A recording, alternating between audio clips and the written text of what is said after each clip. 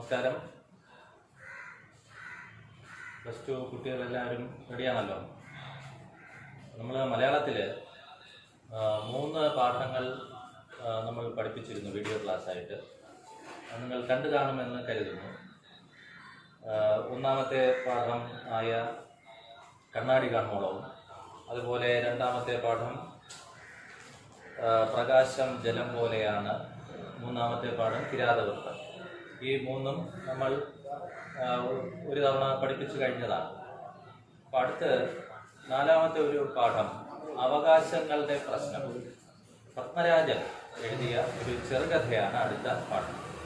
ആ പാഠം കൂടി ആകുമ്പോൾ ഈ യൂണിറ്റിലെ പാഠഭാഗങ്ങളെല്ലാം തന്നെ പര്യവസാനിക്കും എന്നുള്ളതാണ്. അപ്പോൾ ഈ 4 പാഠങ്ങളാണ് ഒന്നാമത്തെ യൂണിറ്റിൽ ഉള്ളതെന്ന് നമ്മൾ മുമ്പൊരിക്കൽ പറഞ്ഞിരുന്നു. അപ്പോൾ അവകാശങ്ങളുടെ പ്രശ്നം ഒരു ചെറുകഥയാണ്. ചെറുകഥകൾ ധാരാളമായി നിങ്ങൾ ചെറിയ ക്ലാസ്സുകളിൽ പഠിച്ചിട്ടുള്ളതാണ്. സാഹിത്യത്തിലെ ഏറ്റവും ഇന്ന് സജീവമായിക്കൊണ്ടിരിക്കുന്ന, ഏറ്റവും വായിക്കപ്പെടുന്ന ഒരു രൂപമാണ് ചെറുകഥയുടെ. നിങ്ങൾക്കറിയാം, സാഹിത്യത്തിന് പല രൂപങ്ങളുണ്ട്. നോവൽ, ചെറുകഥ, അതുപോലെ കവിത, അതുപോലെ ലേഖനം, ഇങ്ങനെ നാടകം, പല രൂപങ്ങളുണ്ട്. ഇതിൽ ഏറ്റവും കൂടുതൽ ഇന്ന് വായിക്കപ്പെടുന്ന സാഹിത്യ രൂപമാണ് ചെറുകഥ. നമ്മുടെ ഇന്നത്തെ വേഗതയേറിയ ജീവിതത്തിൽ ഒരുപക്ഷെ ചെറിയ കഥയായതുകൊണ്ട് തന്നെ പെട്ടെന്ന് വായിച്ചു തീർക്കാൻ കഴിയുന്ന ഒരു സാഹിത്യ രൂപം എന്നുള്ള നിലയിൽ ആനുകാലികങ്ങളിലും അതുപോലെ ഇന്ന് പുതിയ മാധ്യമങ്ങളിലൊക്കെ തന്നെ ഏറ്റവും ഇഷ്ടപ്പെട്ട ഒരു സാഹിത്യ വിഭവമായി അത് മാറിക്കൊണ്ടിരിക്കുന്നു. ഇന്ന് ചെറുകഥകൾ സാഹിത്യകാരന്മാർ എഴുതുന്നത് കേവലം നമ്മളെ രസിപ്പിക്കാൻ വേണ്ടി മാത്രമല്ല, സമൂഹത്തോടും സമകാലിക ജീവിതത്തോടുമുള്ള അവരുടെ പ്രതികരണങ്ങളാണ് ചെറുകഥകൾ.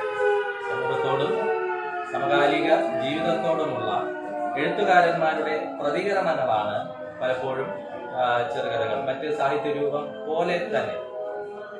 അപ്പോൾ ഇവിടെ നിങ്ങൾക്കറിയാം, കഥയും നോവലും ഒക്കെ അല്ലെങ്കിൽ കവിതയും ഒക്കെ നിങ്ങൾ പഠിച്ചിട്ടുള്ള നിങ്ങൾക്കറിയാം, സാഹിത്യത്തിന് ഓരോരോ കാലങ്ങളിൽ ഓരോരോ പ്രവണതകൾ സാഹിത്യകാരന്മാർ അല്ലെങ്കിൽ എഴുത്തിന്റെ പുതിയ പുതിയ രീതികൾ സാഹിത്യകാരന്മാർ സ്വീകരിക്കാറുണ്ട് എന്ന് നിങ്ങൾക്കറിയാം. ആധുനികതയെന്നും യഥാർത്ഥത പ്രസ്ഥാനമെന്നും അതുപോലെ കാൽപ്പനികതയെന്നും ഇങ്ങനെ നിരവധി സാഹിത്യ പ്രസ്ഥാനങ്ങളെ കുറിച്ച് നിങ്ങൾ കേട്ടിട്ടും പഠിച്ചിട്ടുമുണ്ട്. ഇതിൽ പത്മരാജനെ പോലുള്ള എഴുത്തുകാരൊക്കെ സാഹിത്യത്തിലെ ആധുനിക പ്രവണതയിൽ വരുന്ന എഴുത്തുകാരന്മാരാണ്, അല്ലെങ്കിൽ ആധുനിക പ്രസ്ഥാനത്തിൽ വരുന്ന എഴുത്തുകാരന്മാരാണ്. ആര്? ഈ പത്മരാജനെ പോലുള്ള എഴുത്തുകാർ. നിങ്ങൾ തന്നെ മുമ്പ് പഠിച്ചിട്ടുള്ള കവികളായ കടമ്മനിട്ട രാമകൃഷ്ണൻ, അതുപോലെ ബാലചന്ദ്രൻ ചുള്ളിക്കാട്, ഇവരെയൊക്കെ നമ്മൾ ആധുനിക കവികളെന്നാണ് പറയുന്നത്. അതുപോലെ കഥയിൽ OV വിജയനെ പോലെ, അല്ലെങ്കിൽ കാക്കനാടനെ പോലെ, സേതുവിനെ പോലെ, സക്കറിയെ പോലെ, എം മുകുന്ദനെ പോലെ ആധുനികത എന്ന പ്രസ്ഥാനം അല്ലെങ്കിൽ ആധുനികത എന്ന പ്രവണത നിലനിന്നിരുന്ന കാലത്തെ ഒരു എഴുത്തുകാരനാണ് ആര്? ഈ പി പത്മരാജൻ. പത്മരാജന്റെ തട്ടകം ശരിക്ക് ചലച്ചിത്രമാണ്. മലയാളത്തിലെ വളരെ പ്രശസ്തനായ ചലച്ചിത്രകാരനാണ്, സംവിധായകനാണ്, തിരക്കഥാകൃത്തുമൊക്കെയാണ് പത്മരാജൻ. പക്ഷേ അതുപോലെ തന്നെ അദ്ദേഹം ശ്രദ്ധേയനായ ഒരു സാഹിത്യകാരൻ കൂടിയാണ്. അപ്പോൾ ഒരുപോലെ സാഹിത്യത്തിന്റെ മേഖലയിലും അതുപോലെ തന്നെ ചലച്ചിത്രത്തിന്റെ മേഖലയിലും വ്യക്തിമുദ്ര പതിപ്പിച്ച ഒരു പ്രമുഖ പ്രതിഭയാണ് പത്മരാജൻ. അപ്പൊ അദ്ദേഹത്തിന്റെ കഥകളൊക്കെ തന്നെ തനതായ ആധുനികതയുടെ പൊതു സ്വഭാവങ്ങൾ ഉൾക്കൊള്ളുമ്പോൾ തന്നെ തനതായ സവിശേഷതകൾ പുലർത്തുന്ന കഥയാണ്, വേറിട്ട കഥകളാണ്. അപ്പൊ ഇവിടെ ഒരു ചലച്ചിത്രകാരന്റെ കഥയായതുകൊണ്ട് കൂടി തന്നെ ദൃശ്യപരമായ ഒരുപാട് സാധ്യതകൾ ഒത്തിണങ്ങിയ ഒരു കഥയായിട്ടും നമുക്ക് ഈ കഥയെ കാണാൻ സാധിക്കും. വാക്കുകൾ കൊണ്ട് ഒരുപാട് ദൃശ്യങ്ങൾ സൃഷ്ടിക്കുന്ന ഒരു രചനാ ശൈലി നമുക്ക് ഈ കഥയിൽ കാണാൻ സാധിക്കും. അതൊരു പക്ഷേ ഒരു ചലച്ചിത്രകാരൻ കൂടി ആയതുകൊണ്ടാവാം ദൃശ്യവൽക്കരണത്തിന് സാധ്യതയുള്ള രംഗങ്ങൾ, അതുപോലെ അല്ലെങ്കിൽ വായിക്കുമ്പോൾ തന്നെ വായനക്കാരുടെ മനസ്സിൽ ചിത്രങ്ങളായി വാർന്നു വീഴുന്ന സന്ദർഭങ്ങൾ ഈ കഥയിൽ നിരവധി നമുക്ക് കാണാൻ സാധിക്കും. അപ്പോൾ ഓർക്കുക, ആധുനികതയുടെ പ്രത്യേകതകൾ ഉൾക്കൊള്ളുന്ന ഒരു കഥയാണ്. അപ്പോൾ ആധുനിക സാഹിത്യത്തിന് അതിൻ്റെതായ ചില മുഖമുദ്രകളുണ്ട്, ചില സവിശേഷതകളുണ്ട്, ചില പ്രത്യേകതകൾ ഉണ്ട്. നിങ്ങൾക്കതറിയാം.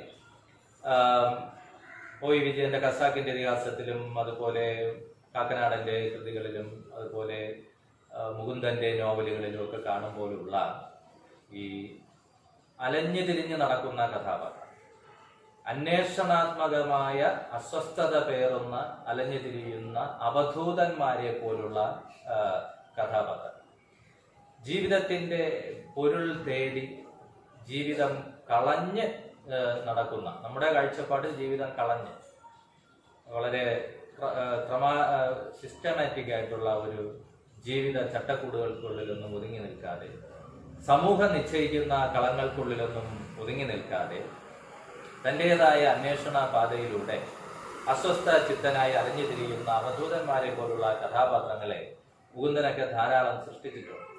അത്തരത്തിലുള്ള ഒരു കഥാപാത്രമാണ് ഇവിടെയും നമുക്ക് കാണാൻ സാധിക്കുന്നത്. അവകാശങ്ങളുടെ പ്രശ്നം എന്ന കഥയിൽ ഇതിലും നമ്മൾ തൊട്ടു മുമ്പ് പഠിച്ച ഒരു കഥയുണ്ടല്ലോ, ഈ മാജിക്കൽ റിയലിസത്തിന്റെ സവിശേഷതകളൊക്കെ പ്രകടമാകുന്ന ഗബ്രിയേൽ ഗാർസിയ മാർക്കേസിന്റെ ഒരു കഥ പഠിച്ചത്, കുട്ടികളുടെ പ്രകാശം ജലം പോലെയാണ് എന്ന കഥ.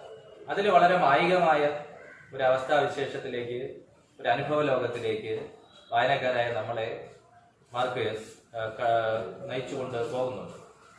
അപ്പോൾ അതുപോലെ ഈ കഥയിൽ നമുക്ക് ഫാന്റസിയുടെ ചില സവിശേഷതകൾ, മായികതയുടെ ചില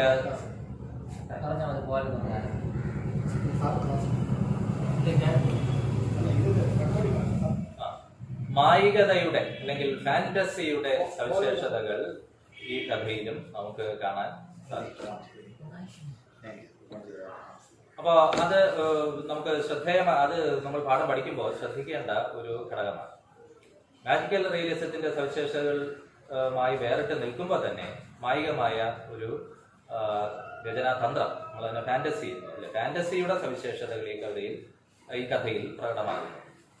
ഇത് താരതമ്യം ചെയ്യാനും ചോദിക്കാവുന്നതാണ്. മാർക്കേസ് എങ്ങനെയാണോ ഒരു മായിക പ്രപഞ്ചം സൃഷ്ടിച്ചിരിക്കുന്നത്, അതിൽ നിന്ന് വ്യത്യസ്തമായ ഒരു ശൈലിയിലൂടെ, എന്നാൽ തൻ്റെതായ ഒരു മായിക പ്രപഞ്ചം സൃഷ്ടിക്കാൻ, ഒരു ഫാന്റസിയുടെ ലോകം സൃഷ്ടിക്കാൻ ഇവിടെ പത്മരാജനും കഴിയുന്നുണ്ട് എന്നുള്ളതാണ്. അപ്പൊ ഈ കഥ മുഖ്യമായും ചർച്ച ചെയ്യുന്നത് ഇന്നത്തെ വിപണി സംസ്കാരവുമായി ബന്ധപ്പെട്ട ചില ആകുലതകളും ആശങ്കകളും ഒക്കെയാണ്. ഒരു കച്ചവട ലോകത്താണ്, ഒരു കച്ചവട സംസ്കാരത്തിലാണ്, ഒരു ഉപഭോഗ സംസ്കാരത്തിലാണ് നമ്മളിന്ന് ജീവിക്കുന്നത്. നമുക്കറിയാവുന്നതാണ്. ഒരു കൺസ്യൂമർ കൾച്ചറാണ് നമുക്കിന്ന് ഉള്ളത്. ഒരു കാർഷിക സംസ്കാരം ഉണ്ടായിരുന്നു, അതുപോലെ വ്യാവസായിക സംസ്കാരം. പക്ഷെ ഇന്ന് കേരളീയ സമൂഹത്തെ സംബന്ധിച്ചിടത്തോളം ലോകവ്യാപകമായി നമുക്കിന്നൊരു ഉപഭോഗ സംസ്കാരമാണ് ഉള്ളത്. അപ്പൊ ഈ ഉപഭോഗ സംസ്കാരത്തിൽ ഒരു ശരാശരി മനുഷ്യൻ നേരിടുന്ന ആകുലതകൾ, അവന്റെ വിഭ്രമങ്ങൾ, ആശങ്കകളാണ്. ഈ ഉൽപ്പന്നങ്ങളുടെ ധാരാളിത്തത്തിൽ ഏത് തിരഞ്ഞെടുക്കണമെന്നുള്ള ആ ഒരു മത്സരത്തിൽപ്പെട്ടുഴലുന്ന ഒരു മനസ്സാണ് ഇവിടത്തെ മുഖ്യ കഥാപാത്രത്തിന് നമുക്ക് കാണാൻ സാധിക്കുന്നത്. ഉൽപ്പന്നങ്ങളുടെ ധാരാളിത്തത്തിൽ തന്റെ തിരഞ്ഞെടുപ്പിന് വേണ്ടി തനിക്ക് ഏതാണ് വേണ്ടതെന്നുള്ള ആകുലതയോടെ, ആശങ്കയോടെ നിൽക്കുന്ന ഒരു കഥാപാത്രം. അപ്പൊ നമ്മൾ ഇതുവരെ പറഞ്ഞത് അവകാശങ്ങളുടെ പ്രശ്നമെന്ന കഥയുടെ സവിശേഷതകളെ കുറിച്ചാണ്. പത്മരാജൻ ആധുനികതയുടെ സവിശേഷതകൾ ഉൾക്കൊള്ളുന്ന ഒരു കഥാകൃത്താണെന്ന് പറഞ്ഞു. വിപണി സംസ്കാരത്തിൽ ഉൽപ്പന്നങ്ങളുടെ ധാരാളിത്തത്തിൽ പെട്ട് ഉഴലുന്ന ഒരു ഉപഭോക്താവിന്റെ ധർമ്മസങ്കടങ്ങളാണ് ഈ കഥ മുന്നോട്ട് വയ്ക്കുന്നതെന്ന് പറഞ്ഞു. അപ്പൊ ഈ കഥയുടെ പ്രമേയം എന്തെന്ന് ചുരുക്കത്തിൽ പറഞ്ഞാൽ, ഉൽപ്പന്നങ്ങളുടെ ധാരാളിത്തത്തിൽ മുങ്ങിപ്പോകുന്ന ഒരു ഉപഭോക്താവിന്റെ ധർമ്മസങ്കടങ്ങളാണ് ഈ കഥയുടെ പ്രമേയം. ഓക്കെ, അപ്പൊ ഇതിൽ ദിവാകരൻ എന്നൊരു കഥാപാത്രമാണ് മുഖ്യ കഥാപാത്രം. അയാൾ തന്റെ മരിച്ചുപോയ അച്ഛനമ്മമാരുടെ ഛായാചിത്രം തേടി ഒരു തെരുവിൽ വരുന്നതോടെയാണ് കഥ ആരംഭിക്കുന്നത്. അപ്പൊ നിങ്ങൾ കേൾക്കുമ്പോൾ തന്നെ അറിയാം, അസംഭവ്യമായ ഒരു ചിത്രീകരണമാണ്, അസ്വാഭാവികമായ ഒരു ചിത്രീകരണമാണ് ഇവിടെ നമുക്ക് കാണാൻ സാധിക്കുന്നത്. അതിന്റെ പൊരുളുകൾ നമുക്ക് പാഠാന്ത്യത്തിൽ മനസ്സിലാക്കാൻ സാധിക്കും, അല്ലെങ്കിൽ നമ്മൾ പറയുന്നതാണ്. അപ്പൊ തന്റെ അച്ഛനമ്മമാരുടെ ഛായാചിത്രം, മരിച്ചുപോയ അച്ഛനമ്മമാരുടെ ഛായാചിത്രം തേടി ദിവാകരൻ ഒരു തെരുവിൽ വരുന്നു. തെരുവിൽ അസംഖ്യം കടകളുണ്ട്. ആ കടകളിലൊക്കെ കയറി തനിക്ക് തന്റെ മരിച്ചുപോയ അച്ഛനമ്മമാരുടെ ഛായാപടം തിരയുന്നതിനുള്ള സ്വാതന്ത്ര്യമുണ്ടെന്ന് കച്ചവടക്കാർ ഉറപ്പ് നൽകുകയും ചെയ്യുന്നു. അപ്പോൾ നമുക്ക് നോക്കാം. ഈ കഥയുടെ ഒരു പാഠപുസ്തകം നിങ്ങൾ വായിക്കുക. പക്ഷെ ഇതിന്റെ ഒരു ചെറിയ സാരാംശം ഞാനിപ്പോ ഇവിടെ സൂചിപ്പിക്കാം. മരിച്ചവരുടെ ഛായാപടങ്ങൾ വിൽക്കുന്ന തെരുവിൽ കടകൾ കയറി ഇറങ്ങുകയാണ് ദിവാകരൻ എന്ന മുഖ്യ കഥാപാത്രം. അയാൾക്ക് തന്റെ അച്ഛന്റെയും അമ്മയുടെയും ചിത്രങ്ങളാണ് വേണ്ടത്. അയാൾ അതിനുവേണ്ടി ഒരുപാട് നാളത്തെ അന്വേഷണത്തിന് ശേഷമാണ് ഈ തെരുവിലെത്തിയത്. ഈ തെരുവിലെ കടകളിലെ ഓരോ ഛായാചിത്രങ്ങളും യഥേഷ്ടം പരിശോധിക്കാനുള്ള, തിരഞ്ഞെടുക്കാനുള്ള സ്വാതന്ത്ര്യം അദ്ദേഹത്തിന് കച്ചവടക്കാർ നൽകിയിട്ടുണ്ട്. അത് ആ ഒരു ഉറപ്പിന്മേൽ, വിശ്വാസത്തിന്മേൽ അയാൾ എന്ത് ചെയ്യുന്നു? എല്ലാ കടകളും കയറി ഇറങ്ങി നടക്കുന്നു. എങ്കിലും ഏറെ പരിശീലനായിട്ടും അയാൾക്ക് തന്റെ ലക്ഷ്യത്തിൽ എത്തിച്ചേരാൻ, അയാളുടെ ലക്ഷ്യം അയാളുടെ അച്ഛനമ്മമാരുടെ ചിത്രം കണ്ടുപിടിക്കാൻ കഴിയുന്നില്ല എന്നുള്ളതാണ്. ഒരു കടയിൽ കണ്ടത് വേറൊരു കടയിൽ കാണുകയില്ല എന്ന് കരുതി അയാൾ ഒരു കടക്കാരനോട് അപ്രകാരം ചോദിച്ചപ്പോൾ അയാൾ വളരെ നിസ്സംഗമായി പറഞ്ഞ മറുപടി ഇങ്ങനെയാണ്. എന്താണെന്നോ? ഒരു കടയിൽ കാണുന്ന പടങ്ങൾ തന്നെ ചിലപ്പോൾ മറ്റൊരു കടയിൽ കണ്ടെന്ന് വരാം. ഏതെങ്കിലും ഒരു പടം അയാൾക്ക് പോരെ.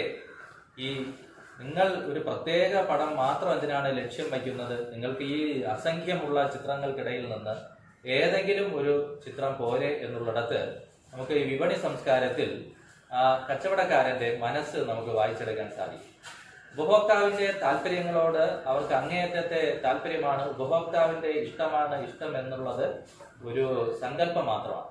മറിച്ച് അവരുടെ ഉൽപ്പന്നങ്ങളെല്ലാം വിറ്റുപോവുക, എല്ലാം വാങ്ങി തീർക്കുക, പണം നേടുക എന്നുള്ള ഒരു ലക്ഷ്യം മാത്രമാണ് ശരിക്ക് കച്ചവടക്കാർക്കുള്ളത്. ആ കച്ചവടക്കാരന്റെ മനസ്സ് നമുക്ക് ഇവിടെ കാണാൻ സാധിക്കും.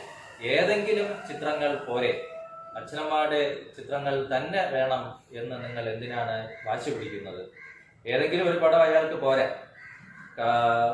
ഇനി ആരുടെയെങ്കിലും പടം തനിക്ക് ആവശ്യമില്ല. വേണ്ടപ്പെട്ടവരുടെ ചിത്രങ്ങൾ കണ്ടാൽ തിരിച്ചറിയാൻ കഴിയുമെന്ന് എന്താ ഉറപ്പ്? അപ്പോ എനിക്ക് എന്റെ അച്ഛനമ്മയുടെ ചിത്രം തന്നെ വേണം എന്ന് ദിവാകരൻ പറഞ്ഞപ്പോൾ കടക്കാരന്റെ അടുത്ത ചോദ്യമാണ്, ഇത്രയും ചിത്രങ്ങൾക്കിടയിൽ നിന്ന് നിങ്ങൾക്ക് വേണ്ടപ്പെട്ട ചിത്രങ്ങൾ തന്നെ കണ്ടെത്താൻ കഴിയും എന്ന് നിങ്ങൾക്ക് എന്ത് ഉറപ്പാണുള്ളത്? അപ്പൊ അവിടെ ശരിക്ക് മാനസികമായി നിരാശപ്പെടുത്തുന്ന, അയാളെ കൂടുതൽ പരിശീലനാക്കുന്ന ഒരു സമീപനമാണ് ഇവിടെ കച്ചവടക്കാർക്കുള്ളതെന്ന് നമ്മൾക്ക് മനസ്സിലാക്കാൻ സാധിക്കും. അപ്പൊ അതൊക്കെ നിങ്ങൾ ശ്രദ്ധിക്കേണ്ടതാണ്. അപ്പൊ അയാളെ കൂടുതൽ ആശങ്കയിലേക്കും കൂടുതൽ ആകുലതയിലേക്കും തള്ളിവിടുകയാണ് ഇവിടെ കച്ചവടക്കാർ ചെയ്യുന്നത്. കാരണം അവർക്ക് എത്രയും പെട്ടെന്ന് വിൽപ്പന്നങ്ങൾ വിറ്റുപോവുക എന്നുള്ളതിലാണ് താല്പര്യം. വാങ്ങുന്ന ആളിന്റെ അല്ലെങ്കിൽ ഉപഭോക്താവിന്റെ വൈകാരികമായ ഇഷ്ടാനിഷ്ടങ്ങളെ അവർക്ക് മാനിക്കേണ്ട ആവശ്യം വരുന്നില്ല. അവരെല്ലാം ഒരു കച്ചവട കണ്ണോട് കൂടിയാണ് കാണുന്നത് എന്നാണ് ഇതിലൂടെ വ്യക്തമാകുന്നത്. അതൊക്കെ നിങ്ങൾ ശ്രദ്ധിക്കേണ്ടതാണ്. തുടർന്ന് അയാൾ പറയുന്നു, ഇയാൾക്ക് ഒരു സംശയം തോന്നുന്നു ദിവാകരന്. താൻ പിന്നിട്ട അല്ലെങ്കിൽ തന്റെ കൈകളിലൂടെ കടന്നുപോയ അസംഖ്യം ചിത്രങ്ങളിൽ, 10,000-കണക്കിന് ചിത്രങ്ങളിൽ ഒരുപക്ഷെ താൻ തേടി വന്ന ചിത്രങ്ങൾ ഉണ്ടായിരുന്നു എന്ന്, അല്ലെങ്കിൽ അത് കഴിഞ്ഞുപോയി എന്ന് അദ്ദേഹത്തിന് ഒരു സംശയം തോന്നി തുടങ്ങി. 10,000-കണക്കിന് ചിത്രങ്ങൾ കണ്ടു. അതിൽ ഏതാണ്ട് എല്ലാം ഒരേപോലെയാണെന്ന് അയാൾക്ക് തോന്നി തുടങ്ങി. ചിത്രങ്ങൾക്കെല്ലാം ഒരേ മുഖം. അത് ഈ വിപണി സംസ്കാരത്തിൽ ഉൽപ്പന്നങ്ങളുടെ ധാരാളിത്തത്തിൽ ഉപഭോക്താവിനുണ്ടാവുന്ന ധർമ്മസങ്കടം തന്നെയാണ് നമുക്ക് അവിടെ കാണാൻ സാധിക്കുന്നത്. ഇതെല്ലാം എനിക്ക് വേണ്ടതാണ് എന്നുള്ളൊരു തോന്നൽ ഈ ഉൽപ്പന്നങ്ങൾക്കിടയിൽ നിൽക്കുന്ന ഉപഭോക്താവിന് തോന്നിപ്പിക്കുന്ന ഒരു തന്ത്രം വിപണി സംസ്കാരത്തിൽ ഒളിഞ്ഞിരിപ്പുണ്ട് എന്നുള്ളത് നമുക്ക് ഇതിലൂടെ വായിച്ചെടുക്കാൻ സാധിക്കും. എല്ലാം എനിക്ക് വേണ്ട ഉൽപ്പന്നമാണ് എന്നുള്ള തോന്നൽ ഉളവാക്കാൻ വിപണിക്ക് കഴിയുന്നു എന്നുള്ളതാണ്. തൻ്റെ അച്ഛനമ്മയുടെ ചിത്രമാണ് തെരഞ്ഞു വന്നത് എങ്കിൽ കൂടിയും താൻ പിന്നിട്ട ചിത്രങ്ങളിൽ അത് ഒരുപക്ഷെ കടന്നുപോയിരിക്കാൻ തനിക്ക് തിരിച്ചറിയാൻ കഴിയാത്തതാണോ എന്നുള്ള വിഭ്രമം അല്ലെങ്കിൽ ആശങ്ക സൃഷ്ടിക്കുകയും ദിവസങ്ങൾ അല്ലെങ്കിൽ അന്വേഷണം തുടരും തോറും, മുന്നോട്ട് പോകും തോറും എല്ലാ ചിത്രങ്ങളും ഒരുപോലെയാണ് എന്നുള്ള ഒരു തോന്നൽ ഇയാളിൽ സൃഷ്ടിക്കാനും വിപണിക്ക് കഴിയും. അതാണ് വിപണിയുടെ വിജയം. അങ്ങനെ ഒന്നാം ദിവസത്തെ അന്വേഷണത്തിൽ യാത്രയിൽ കടകൾ തോറും കയറി ഇറങ്ങിയുള്ള പരിശീലനമായ യാത്ര പിന്നിട്ടപ്പോൾ സന്ധ്യയായപ്പോൾ അയാൾ അന്നത്തെ 16-ാമത്തെ കടയിൽ നിന്ന് വെറും കൈയുമായി ദിവാകരൻ ഇറങ്ങേണ്ടി വന്നു. ആ തെരുവിലാവട്ടെ ആയിരക്കണക്കിന് കടകൾ ഇനിയും ഉണ്ടാവും. ആ ഒരു തിരിച്ചറിവ് അയാളെ വളരെയധികം അമ്പരപ്പിക്കുകയും പരിശീലനാക്കുകയും ചെയ്തു. ഇതുപോലെ എത്ര മുഖങ്ങളിലൂടെ കണ്ണോടിച്ചാലാണ് തനിക്ക് ആവശ്യമുള്ള ചിത്രങ്ങൾ ലഭിക്കുക എന്നുള്ള ചിന്ത അയാളെ വളരെയധികം അസ്വസ്ഥനാക്കി. രാത്രിയായിട്ടും ദിവാകരൻ തന്റെ ശ്രമം എന്ത് ചെയ്തില്ല? അച്ഛനമ്മമാരുടെ ഛായാചിത്രം തേടിയുള്ള ശ്രമം അവസാനിപ്പിക്കുന്നില്ല. രാത്രി ആയി എന്ന് കണ്ട ഉടൻ തന്നെ അവിടത്തെ വെളിച്ചങ്ങളെല്ലാം കണ്ണഞ്ചിപ്പിക്കുന്ന തീക്ഷ്ണമായ വെളിച്ചം പ്രസരിപ്പിച്ചുകൊണ്ട് കടകളെല്ലാം ദിവാകരൻ മുമ്പിൽ വളരെ തെളിഞ്ഞ് ശോഭയോടെ. പക്ഷെ ഈ വെളിച്ചത്തിന്, കണ്ണഞ്ചിപ്പിക്കുന്ന ഈ വെളിച്ചത്തിന് ഒരു ചതിവ് ഉണ്ടെന്ന് ദിവാകരന് തിരിച്ചറിയാനാണ്. സാധാരണ വെളിച്ചം സത്യം വെളിപ്പെടുത്തുന്നതാണ്, യാഥാർത്ഥ്യങ്ങൾ വെളിപ്പെടുത്തി തരുന്നതാണ് വെളിച്ചം. ഇരുട്ടാണ് എല്ലാം മൂടി വയ്ക്കുന്നത്. പക്ഷെ ഇവിടെ ദിവാകരന് തോന്നി തുടങ്ങി ഈ വെളിച്ചം സത്യത്തെ ഒളിപ്പിച്ചു വയ്ക്കുന്നതാണ്, താൻ തേടുന്നതിനെ മറച്ചു വയ്ക്കുന്ന വെളിച്ചമാണ്, ചതിയുടെ വെളിച്ചമാണ് എന്ന് ദിവാകരന് മനസ്സിലായി. പലപ്പോഴും തീഷ്ണമായ വെളിച്ചത്തിന്റെ മായികമായ ഒരു പ്രപഞ്ചം സൃഷ്ടിച്ചുകൊണ്ട് ഉൽപ്പന്നങ്ങൾക്ക് അസാധാരണമായ ഒരു പരിവേഷം നൽകി ഉപഭോക്താവിനെ, മനസ്സിനെയും അതുപോലെ കണ്ണുകളെയും വിഭ്രമത്തിലേക്ക് നയിക്കുക, അതിന്റെ യഥാർത്ഥ മൂല്യത്തിൽ നിന്ന് വളരെ വളരെ വളരെ ഉയരങ്ങളിലേക്ക് ഉപഭോക്താവിന്റെ മനസ്സിനെ കൊണ്ടുപോവുക എന്നുള്ളത് നമുക്ക് ചുറ്റിലും കാണാൻ കഴിയുന്ന യാഥാർത്ഥ്യമാണ്. അങ്ങനെ അസാധാരണമായ ഒരു പരിവേഷം ആ കടയിലെ ഉൽപ്പന്നങ്ങൾക്ക് നൽകാൻ ഈ വെളിച്ചത്തിന്റെ തീഷ്ണത സഹായിക്കുന്നു. ഇതെല്ലാം നമ്മൾ ഈ കാലഘട്ടത്തിൽ ചുറ്റുപാടും കാണുന്നതാണ്. അസാധാരണമായ ആകർഷണീയത കൊണ്ടും തീഷ്ണമായ വെളിച്ചങ്ങളെ കൊണ്ടും ഉപഭോക്താവിന്റെ മനസ്സിൽ മായികമായ ഒരു പ്രപഞ്ചം സൃഷ്ടിക്കുന്ന വിപണിയുടെ ആ കച്ചവട തന്ത്രം ഇവിടെ ദിവാകരനെയും സ്വാധീനിക്കുന്നു എന്നുള്ളതാണ്. എന്ന് മാത്രമല്ല, ഛായാപടങ്ങൾ സൂക്ഷിക്കുന്ന മുറികളിലെ വെളിച്ചത്തിന് ഒരേ സ്വഭാവമാണ് എന്ന് അയാൾക്ക് മനസ്സിലാക്കാനും സാധിച്ചു. എന്ന് മാത്രമല്ല, വെളിച്ചത്തിന്റെ അഥവാ പ്രകാശത്തിന്റെ ധാരാളിത്വത്തിൽ മുഖങ്ങൾക്ക് ഒരു ഏകാന്തത തോന്നുകയും ചെയ്തു. അപ്പൊ അതായത് എല്ലാ വെളിച്ചത്തിനും ഒരേ മുഖം. കടകൾ പലതാണ്, അവിടെ നിൽക്കുന്ന കച്ചവടക്കാർ പലതാണ്. പക്ഷെ എല്ലാ വെളിച്ചങ്ങൾക്കും ഒരേ മുഖം എന്ന് പറയുന്നതിന്റെ പിന്നിലെ സൂചന എന്ത് എന്ന് ചോദിച്ചാൽ, ഉൽപ്പന്നങ്ങൾ വ്യത്യസ്തങ്ങളാണെങ്കിലും കടകൾ വ്യത്യസ്തങ്ങളാണെങ്കിലും അതിന്റെ എല്ലാം പിന്നിലെ വിപണന ലക്ഷ്യം അല്ലെങ്കിൽ തന്ത്രം ഒന്ന് തന്നെയാണ് എന്നുള്ള സമകാലിക ഉപഭോഗ യാഥാർത്ഥ്യത്തെയാണ്, അല്ലെങ്കിൽ കച്ചവട യാഥാർത്ഥ്യത്തെയാണ്, കച്ചവട തന്ത്രത്തെയാണ് കഥാകൃത്ത് അതിലൂടെ വെളിപ്പെടുത്തുന്നത് എന്നുള്ളതാണ്. ഉൽപ്പന്നങ്ങൾ പലതായിരിക്കും, പക്ഷെ വിറ്റഴിക്കാൻ നിൽക്കുന്ന കച്ചവടക്കാരന്റെ മാനസികാവസ്ഥ ഒന്നാണ്. ഇപ്പൊ വിപണിക്ക് ഒരേ മുഖമാണ്, കച്ചവടത്തിന് ഒരേ ലക്ഷ്യമാണ് എന്നുള്ള സമകാലിക യാഥാർത്ഥ്യം നമുക്ക് അവിടെ കാണാൻ സാധിക്കും. രാത്രി ഏറെ വൈകി അല്ലേ? അപ്പോൾ വളരെയധികം കബളിപ്പിക്കപ്പെട്ടതായി ദിവാകരന് മനസ്സിലാക്കുന്നു. എങ്കിലും അയാൾ താൻ തേടി വന്ന ചിത്രങ്ങൾ സ്വന്തമാക്കുമെന്ന് ഉറപ്പിക്കുന്നു. തനിക്ക് ആവശ്യമുള്ള മുഖങ്ങൾ അയാൾ അല്പാൽപ്പം മറന്നു തുടങ്ങുകയും ചെയ്യുന്നു. അപ്പൊ ഈ ഒരു മാനസികാവസ്ഥയിൽപ്പെടും. എന്തു വന്നാലും, എത്ര പ്രലോഭിപ്പിച്ചാലും, എത്ര കബളിപ്പിക്കപ്പെട്ടാലും തനിക്ക് വേണ്ട ചിത്രങ്ങൾ, വൈകാരികമായ ബന്ധമുണ്ട്, തന്റെ അച്ഛനമ്മമാരുടെ ചിത്രങ്ങളാണ്, തന്റെ പ്രിയപ്പെട്ട അച്ഛനമ്മമാരുടെ ചിത്രമാണ് തനിക്ക് വേണ്ടത്. ഏതെങ്കിലും ചിത്രങ്ങൾ വാങ്ങിക്കൊണ്ടുപോകാൻ വേണ്ടി വന്ന ഒരു ഉപഭോക്താവല്ല ഞാൻ. അതിന് കച്ചവടക്കാർ പ്രേരിപ്പിക്കുന്നുണ്ട് എന്ന് നമ്മൾക്ക് മനസ്സിലായി. പക്ഷെ താൻ തേടി വന്നത് കണ്ടെത്തുക തന്നെ ചെയ്യും എന്ന് ഉറച്ച് മനസ്സിൽ വിശ്വസിക്കുമ്പോൾ തന്നെ ദിവാകരന് താൻ തേടി വന്ന ചിത്രങ്ങളുടെ രൂപം അല്പാൽപമായി മനസ്സിൽ നിന്ന് മങ്ങി തുടങ്ങുകയും ചെയ്യുന്നു. ഇങ്ങനെയുള്ളൊരു അവസ്ഥയിൽ മുഖ്യ കഥാപാത്രം എത്തിച്ചേരുകയാണ്.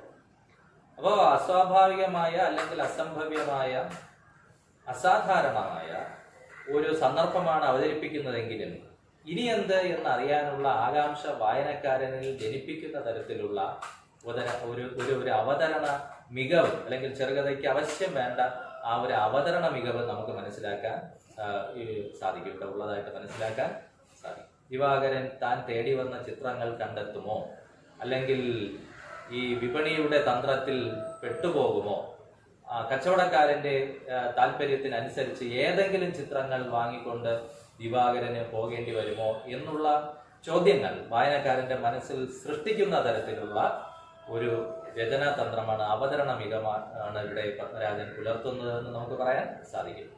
തുടർന്ന് ദിവാകരന്റെ അന്വേഷണം മുന്നോട്ട് പോകും. ഈ കടയുടെ ഏറ്റവും വലിയ പ്രത്യേകത, ആ തെരുവിലെ കടകളുടെ, ഒരു കടയെന്നല്ല എല്ലാ കടകളുടെ ഏറ്റവും വലിയ പ്രത്യേകത എന്ന് പറയുന്നത് രാപ്പകൽ വ്യത്യാസമില്ലാതെ ഒരുപോലെ പ്രവർത്തിക്കുന്ന കടകളാണിവ. നമുക്കറിയാം, ആധുനിക കാലത്ത് മെട്രോപൊളിറ്റൻ നഗരങ്ങളിൽ വിപണിക്ക് രാപ്പകൽ വ്യത്യാസമില്ല. വലിയ വലിയ ഷോപ്പിംഗ് മാളുകളിലൊക്കെ നമുക്കിത് അനുഭവമാണ്. രാവിലെയും പകലിനെയും ഒരുപോലെ വിപണിക്ക് വേണ്ടിയുള്ള സമയമാക്കി മാറ്റിക്കൊണ്ട് പ്രവർത്തിക്കുന്ന ആധുനിക കാലത്തെ വൻകിട ഷോപ്പിംഗ് മാളുകളെയൊക്കെ അനുസ്മരിപ്പിക്കുന്ന തരത്തിലുള്ള ഒരു നഗരത്തിലാണ്, ഒരു തെരുവിലാണ് ഇവിടെ ദിവാകരൻ എത്തിച്ചേർന്നിരിക്കുന്നതെന്ന് ഓർക്കണം. നമ്മൾ ഇന്ന് കാണുന്ന കാഴ്ചകളെ 10-30 കൊല്ലക്കാലം മുമ്പ് തന്നെ ആധുനിക പ്രവണതകൾ പ്രകടമായിരുന്ന കാലഘട്ടത്തിൽ ഒരു ദീർഘദർശിയെ പോലെ പത്മരാജൻ തിരിച്ചറിഞ്ഞ് ആവിഷ്കരിച്ചിരിക്കുന്നു എന്നുള്ളത് നമ്മളിവിടെ ശ്രദ്ധിക്കേണ്ടതാണ്. ഇത് ഈ കഥയിൽ പറയുന്ന, ഈ പഴയ കഥയിൽ പറയുന്ന പല കാര്യങ്ങളും ഇന്ന് നമ്മുടെ ജീവിതത്തിൽ യാഥാർത്ഥ്യമായി കൊണ്ടിരിക്കുകയാണ് എന്ന് വിപണിയുടെ സവിശേഷതകളിലേക്ക് ശ്രദ്ധ തിരിക്കുമ്പോൾ നിങ്ങൾക്ക് മനസ്സിലാക്കാൻ സാധിക്കും. ശരിയല്ലേ? രാപ്പകൽ വ്യത്യാസമില്ലാതെ പ്രവർത്തിക്കുന്ന കച്ചവട സ്ഥാപനങ്ങൾ, അതുപോലെ തന്നെ ഉൽപ്പന്നത്തിന്റെ ധാരാളിത്തം കൊണ്ട് നമ്മളെ കണ്ണഞ്ചിപ്പിക്കുന്ന വിപണിയുടെ തന്ത്രങ്ങൾ, അതുപോലെ ഏതെങ്കിലും ഉൽപ്പന്നങ്ങൾ നമ്മളെ അടിച്ചേൽപ്പിക്കാനുള്ള കച്ചവടക്കാരന്റെ വ്യഗ്രത, ഇതെല്ലാം നമുക്ക് ഈ കഥയിൽ ഇന്ന് നമ്മൾ ചുറ്റുപാടും കാണുന്നതായിട്ട് നമുക്ക് മനസ്സിലാക്കാൻ സാധിക്കും. കഥയിൽ നേരത്തെ അവതരിപ്പിച്ചതാണെങ്കിൽ കൂടി. അങ്ങനെ അന്വേഷണം തുടരുന്നു. ഒരിക്കൽ ഒരു കടയിൽ കയറിയ ദിവാകരനോട് കടക്കാരൻ ഇങ്ങനെ ചോദിക്കുന്നു: നിങ്ങൾ ആകെ അവശനായിരിക്കുന്നു, വിശ്രമിക്കൂ എന്നൊരു കടക്കാരൻ പറഞ്ഞെങ്കിലും ദിവാകരൻ ഉന്മേഷം നടിച്ചു. അതൊരു നാട്യം മാത്രമാണ്. അയാളുടെ ആ പ്രേരണയ്ക്ക് വശമതനാകണ്ട എന്ന് കരുതിയുള്ള ഒരു അഭിനയമാണ്. എനിക്ക് ഉന്മേഷമുണ്ട്, ഞാൻ എൻ്റെ ഉൽപ്പന്നങ്ങൾ തിരഞ്ഞെടുക്കുക തന്നെ ചെയ്യുമെന്ന് അയാൾ ഭാവിച്ചു, നടിച്ചു. പുതിയൊരു ഉത്സാഹത്തോടെ കടയ്ക്കകത്ത് പ്രവേശിച്ചെങ്കിലും എന്ത് ചെയ്യണമെന്നറിയാതെ പകച്ചുപോയി. എനിക്കൊരിക്കലും ആ ചിത്രങ്ങൾ കിട്ടാൻ പോകുന്നില്ല, കണ്ടാൽ പോലും അവയെ ഞാൻ തിരിച്ചറിയാൻ പോകുന്നില്ല എന്ന് അയാൾ സ്വയം വെറുതെ പുറമെ പ്രകടിപ്പിച്ചില്ല. എങ്കിലും തനിക്കൊരിക്കലും തന്റെ ഉൽപ്പന്നങ്ങൾ താൻ തേടി വന്ന ഉൽപ്പന്നമെന്ന് ഇവിടെ നമ്മൾ പറയുന്നുവെങ്കിലും ദിവാകരനെ സംബന്ധിച്ചിടത്തോളം മരിച്ചുപോയ തന്റെ അച്ഛനമ്മമാരുടെ ഛായാചിത്രങ്ങൾ തനിക്കിനി ഒരിക്കലും തേടിപ്പിടിക്കാൻ, കണ്ടെത്താൻ കഴിയില്ല എന്നുള്ള ഒരു തിരിച്ചറിവിലേക്ക്, അതിന്റെ ഒരു മാനസികമായ ക്ഷീണത്തിലേക്ക് ദിവാകരൻ എന്ന കഥാപാത്രം മെല്ലെ കടക്കുന്നതായിട്ടാണ് നമ്മൾ അടുത്ത് കാണുന്നത്. അങ്ങനെ തന്റെ ശ്രമം വിഫലമാകുന്നു എന്ന് തിരിച്ചറിയുന്ന സന്ദർഭത്തിൽ അപ്രതീക്ഷിതമായ ഒരു വഴിത്തിരിവിലേക്ക് കഥ കടക്കുകയാണ്.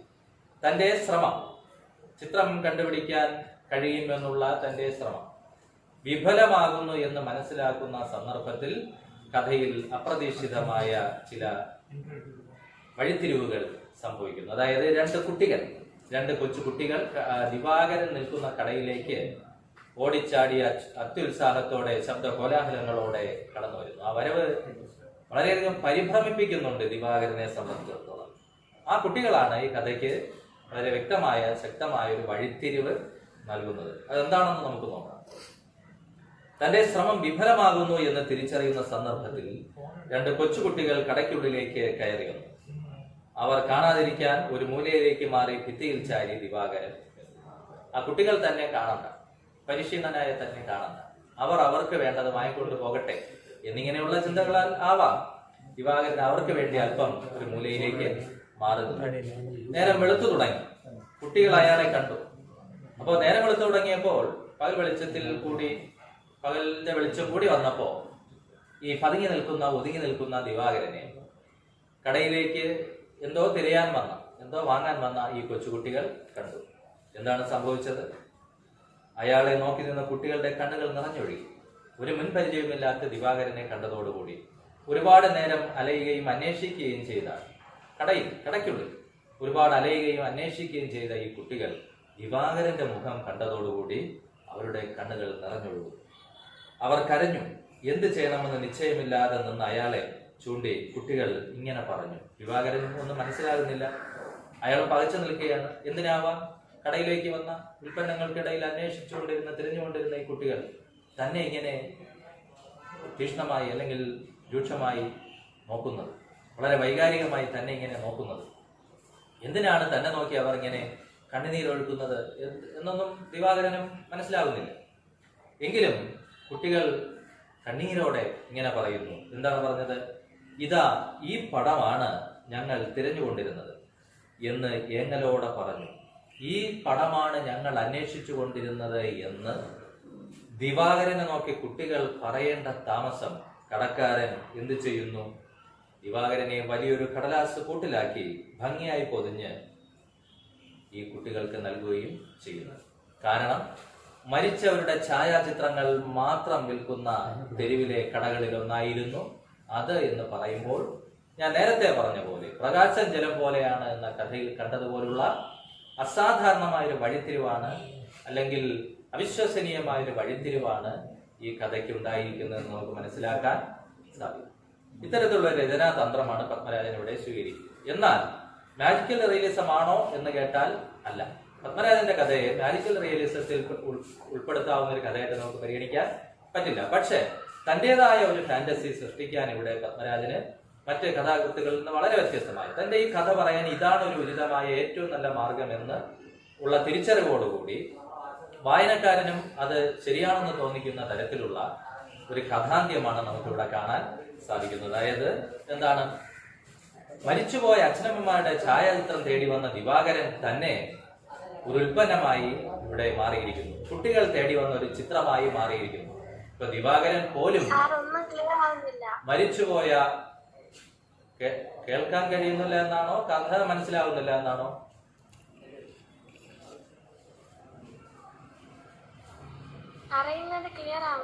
സൗണ്ട് ക്ലിയർ ആവുന്നില്ല. നിങ്ങൾക്ക് നെറ്റിന്റെ പ്രശ്നമാണ്, ഷോർട്ടേജ് ആണ്. നിങ്ങൾക്ക് യൂട്യൂബിലോ ഇനിയും കാണാനുള്ള അവസരം ഉണ്ടാവും കേട്ടോ. ഓക്കെ.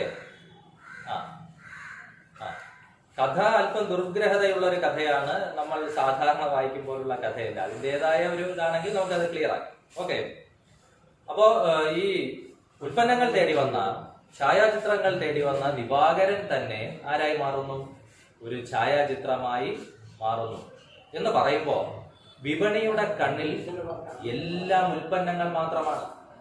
അവിടെ ഒരു മൂല്യവുമില്ല, ഒരു മൂല്യബോധവുമില്ല, ഒരു ധാർമ്മികതയുമില്ല, ഒരു നീതിയുമില്ല. എന്തും വിറ്റ് കാശാക്കുക എന്നുള്ള വിപണിയുടെ മനസ്സാണ് നമുക്കവിടെ കാണാൻ സാധിക്കുന്നത്. വളരെ വൈകാരികമായി ഇഷ്ടപ്പെട്ട ഒരു വസ്തു അല്ലെങ്കിൽ ചിത്രം തിരഞ്ഞെടുക്കാൻ വന്ന ദിവാകരൻ പോലും ഒരു ഉൽപ്പന്നമായി പരിണമിച്ചിരിക്കുന്നു. അപ്പൊ ഈ വിപണിയുടെ കാലഘട്ടത്തിൽ, ഉപഭോഗ സംസ്കാരത്തിൽ നമ്മളെല്ലാവരും എന്ത് തന്നെയാണ്? ഓരോ ഉൽപ്പന്നങ്ങൾ മാത്രമാണ്. മാർക്കറ്റിംഗ് തന്ത്രത്തിൽ എല്ലാം പ്രോഡക്റ്റ് മാത്രമാണ്, ഉൽപ്പന്നങ്ങൾ മാത്രമാണ് എന്നുള്ള സമകാലിക യാഥാർത്ഥ്യം, നീതിയില്ലാത്ത, മൂല്യബോധമില്ലാത്ത, ധാർമ്മികതയില്ലാത്ത കച്ചവടകാലത്തിന്റെ യാഥാർത്ഥ്യങ്ങളാണ് ഇവിടെ പത്മരാജൻ ഇതിലൂടെ വെളിപ്പെടുത്തുന്നത്. പത്മരാജന്റെ ഈ കഥയെ നമുക്ക് ഒന്നോ രണ്ടോ വാക്യത്തിൽ ഈ പ്രമേയത്തെ നമുക്ക് ഒതുക്കി പറയാൻ സാധിക്കും. എങ്ങനെ? മാതാപിതാക്കളുടെ ഛായാചിത്രം തേടി വന്ന ദിവാകരന് അത് കിട്ടുന്നില്ല. ഒടുവിൽ 2 കുട്ടികൾ തേടി വന്ന ഛായാചിത്രമായി ആര് മാറുന്നു? ആ ദിവാകരൻ എന്ന കഥാപാത്രം മാറുന്നു. അതല്ലേ നമ്മൾ ഇതുവരെ കണ്ടത്? അച്ഛനമ്മമാരുടെ ചിത്രം തേടി വന്ന ദിവാകരന് അത് കിട്ടുന്നില്ല. ഒടുവിൽ അയാൾ തന്നെ എന്ത് ചെയ്യുന്നു? 2 കുട്ടികൾ തേടി വന്ന ചിത്രമായി എന്ത് ചെയ്യുന്നു? മാറുന്നു. നമ്മൾ പോലും അറിയാതെ നമ്മളൊരു ഉൽപ്പന്നമായി മാറുന്നതിന്റെ അപകടാവസ്ഥയെയോ അപൂർവാവസ്ഥയെയോ ആണ് ഈ കഥ ഇവിടെ തെളിയിച്ചു തരുന്നത്. അപ്പോ ഇതിൽ നമുക്ക് ഒട്ടേറെ കാര്യങ്ങൾ ശ്രദ്ധിക്കാൻ പറ്റും. ഒന്ന്, പത്മരാജൻ ഒരു ചലച്ചിത്രകാരനാണ്. ഇപ്പൊ സ്വാഭാവികമായും അദ്ദേഹത്തിനൊരു ദൃശ്യബോധം ഉള്ള ഒരാളാണ്, ഒരു സംവിധായകനാണല്ലോ. അപ്പൊ ദൃശ്യങ്ങളെ കുറിച്ച് നല്ല വ്യക്തമായ ബോധമുള്ള ഒരാളാണ്. അദ്ദേഹം ഒരു കഥാകൃത്തും കൂടി ആകുമ്പോൾ, ഒരു ചലച്ചിത്രകാരൻ, സാഹിത്യകാരൻ കൂടി ആകുമ്പോൾ സംഭവിക്കുന്ന ചില സവിശേഷതകൾ ഈ കഥയിൽ സംഭവിക്കുന്നുണ്ട്. എന്താണ്? കഥ ഉടനീളം ദൃശ്യ സമ്പന്നമാണ്. വിഷ്വൽസ് ഇതിന്റെ ഒരു ധാരാളിത്തം ഈ കഥയിൽ നമുക്ക് കാണാൻ സാധിക്കും. ഒരു മേന്മയുമാണ്. അങ്ങനെ ഒരു ചോദ്യം പ്രതീക്ഷിക്കാവുന്നതാണ്. ഈ കഥയിലെ ദൃശ്യ സാധ്യതകൾ, ഒരു ചലച്ചിത്രകാരൻ സാഹിത്യകാരനാകുമ്പോൾ സംഭവിക്കാവുന്ന ദൃശ്യ സാധ്യതകളുടെ സവിശേഷതകൾ ധാരാളിത്തം ഈ കഥയിൽ എവിടെയെല്ലാം എത്രത്തോളം പ്രകടമാകുന്നു എന്നൊരു ചോദ്യം വന്നാൽ, ഈ തെരുവിൽ പ്രത്യക്ഷപ്പെടുന്നത് മുതൽ ദിവാകരൻ വന്നിറങ്ങുന്ന ആ ചിത്രം തന്നെ നമ്മുടെ മനസ്സിൽ ഒരു രംഗമാണ്, ഒരു ദൃശ്യമാണ്.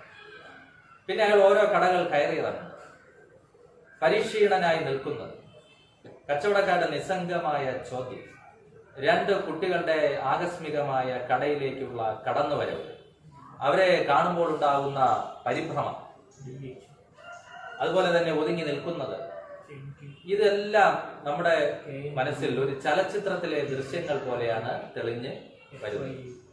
അപ്പോൾ അത് എന്തുകൊണ്ട് എന്ന് ചോദിച്ചാൽ അദ്ദേഹം ഒരു ചലച്ചിത്രകാരൻ ആയതുകൊണ്ടാണ്. വാക്കുകൾ കൊണ്ട് ഇത്തരത്തിൽ വിഷ്വൽസ്, ചിത്രങ്ങൾ, ദൃശ്യങ്ങൾ സൃഷ്ടിക്കുന്ന ഒരു രചന രീതി അത് നമുക്കിവിടെ കാണാൻ സാധിക്കും.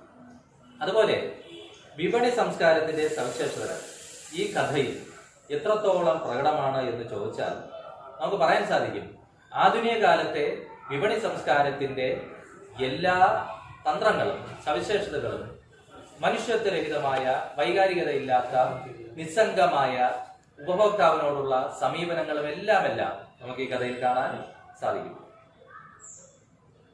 നമുക്കറിയാം, ഇന്ന് നമ്മൾ ജീവിക്കുന്നത് ഉൽപ്പന്നങ്ങളെ കൊണ്ട് നിറഞ്ഞ, ഉൽപ്പന്നങ്ങളുടെ ധാരാളിത്തം കൊണ്ട് നിറഞ്ഞ ഒരു ലോകത്താണ്. അവിടെ ഒരു ശരാശരി ഉപഭോക്താവ് ധർമ്മസങ്കടത്തിൽപ്പെടുന്നത് സ്വാഭാവികമാണ്. ഇവിടെ നമുക്ക് കാണാൻ സാധിക്കുന്നുണ്ട്. ഈ ഉൽപ്പന്നങ്ങളുടെ ധാരാളിത്തമാണ് ശരിക്കും പറഞ്ഞാൽ ഈ ദിവാകരൻ എന്ത് ചെയ്യുന്നത്, പരിശീലനാക്കുന്നതും നിരാശനാക്കി തീർക്കുന്നത്, അല്ലെ? അസംഖ്യം ചിത്രങ്ങൾ ഓരോ കടയിലും. എന്നാൽ ഒരു കടയിൽ ഉള്ള ചിത്രങ്ങളല്ല മറ്റൊരു കടയിൽ ഉള്ളത് എന്നുള്ള ഉറപ്പും കച്ചവടക്കാർ അവിടെ നൽകുന്നില്ല. അപ്പോൾ ഒരുപക്ഷെ താൻ ഒരു കടയിൽ പിന്നിട്ടതുപോലുള്ള ചിത്രങ്ങൾ തന്നെയാണ് ഇനി അടുത്ത കടയിലും തനിക്ക് നോക്കാൻ അല്ലെങ്കിൽ കാണാൻ, അന്വേഷിക്കാൻ ഉള്ളത്. ഇതൊക്കെ ആ ഉപഭോക്താവായ ദിവാകരനെ ഒരുപാട് എന്ത് ചെയ്യുന്നുണ്ട്, പരിശീലനാക്കുന്നുണ്ട്. അപ്പൊ അത് ശ്രദ്ധിക്കേണ്ടതാണ്. അപ്പോ വിപണി സംസ്കാരത്തിന്റെ ധാരാളിത്തം, സവിശേഷതകൾ, ഉൽപ്പന്നങ്ങളുടെ ധാരാളിത്തം, അതുപോലെ ദൃശ്യ സാധ്യതകൾ, ഒരു ചലച്ചിത്രകാരൻ സാഹിത്യകാരനാകുമ്പോൾ സംഭവിക്കുന്ന ദൃശ്യ സാധ്യതകൾ, അതുപോലെ വെളിച്ചത്തെ കൊണ്ട് കണ്ണഞ്ചിപ്പിച്ച് സത്യത്തെ മറച്ചു വയ്ക്കുന്ന, ഉൽപ്പന്നങ്ങൾക്ക് സവിശേഷമായ ഒരു പരിവേഷം നൽകുന്ന സമകാലിക കച്ചവട തന്ത്രം, ഇതൊക്കെ നമുക്ക് ഈ കഥയിൽ കാണാൻ സാധിക്കും. ഒപ്പം ആധുനിക കഥയുടെ എല്ലാ സവിശേഷതകളും ഈ കഥ പ്രകടിപ്പിക്കുന്നതായിട്ടും കാണാം. നമ്മൾ പ്രകാശം ജലം പോലെയാണെന്ന കഥയിൽ കണ്ടതുപോലെ യാഥാർത്ഥ്യത്തിന്റെയും അയഥാർത്ഥ്യത്തിന്റെയും അതിരുകൾ മാഞ്ഞു പോകുന്ന ഒരവസ്ഥാവിശേഷം നമുക്ക് ഈ കഥയിൽ കാണാൻ കഴിയുന്നു. എവിടെയാണ് യാഥാർത്ഥ്യം, എവിടെയാണ് അത് അയഥാർത്ഥ്യം, അതിന് വ്യക്തമായൊരു അതിർവരമ്പ് നമുക്ക് നിശ്ചയിക്കാൻ കഴിയാത്തവണ്ണം യാഥാർത്ഥ്യത്തിന്റെയും അയഥാർത്ഥ്യത്തിന്റെയും അതിർവരമ്പുകൾ ഈ കഥയിൽ ഒട്ടും വ്യക്തമല്ലാതെ കൂടിക്കുഴഞ്ഞ് നിൽക്കുന്നത് നമുക്ക് കാണാൻ സാധിക്കും. അതാണ് ഈ കഥയിലെ ഫാന്റസി എന്ന് പറയുന്നത്.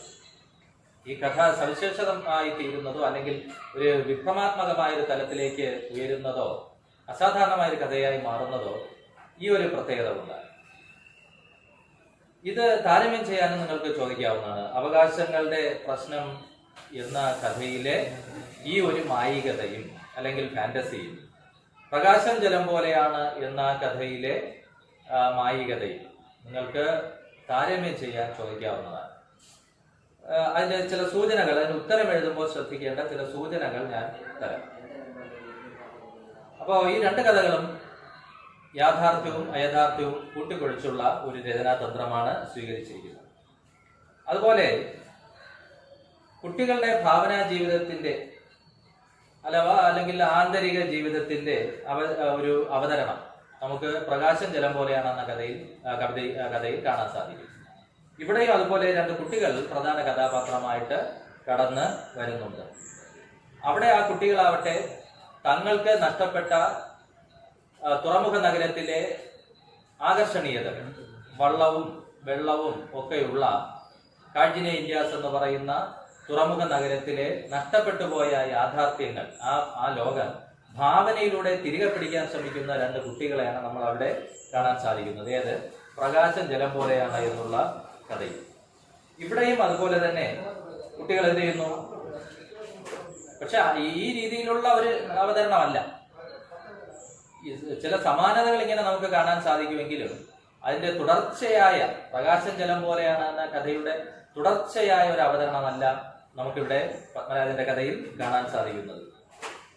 മരിച്ചവരുടെ ഛായാചിത്രം മാത്രം വിൽക്കുന്ന തെരുവ്, അവസാനം വരെ ജീവനോടെ പെരുമാറിയ ഒരാൾ പെട്ടെന്ന് കേവലം ഒരു ഫോട്ടോ മാത്രമായി മാറുന്നു എന്ന അറിവ് ദിവാകരന് ഏതോ കുട്ടികളായി തോന്നിയെങ്കിലും കുട്ടികൾക്ക് ഏറ്റവും വേണ്ടപ്പെട്ടതായി തീരുന്നത് കച്ചവടക്കാരുടെ നിസ്സംഗത.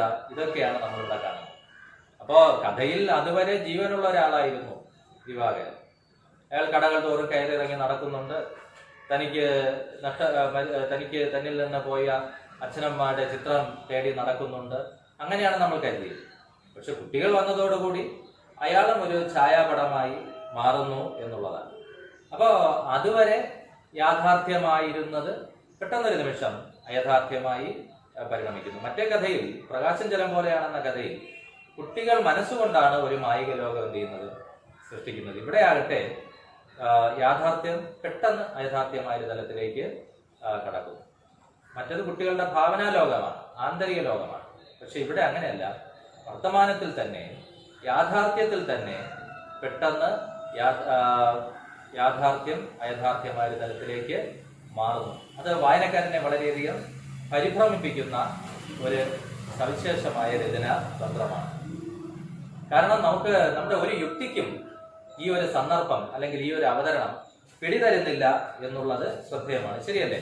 നമ്മൾ യുക്തി കൊണ്ട് ചിന്തിക്കുമ്പോൾ ഇതിന് ഒരു നീതീകരണവുമില്ല, ഒരു ന്യായീകരണവും ഇല്ല എന്നുള്ളതാണ്.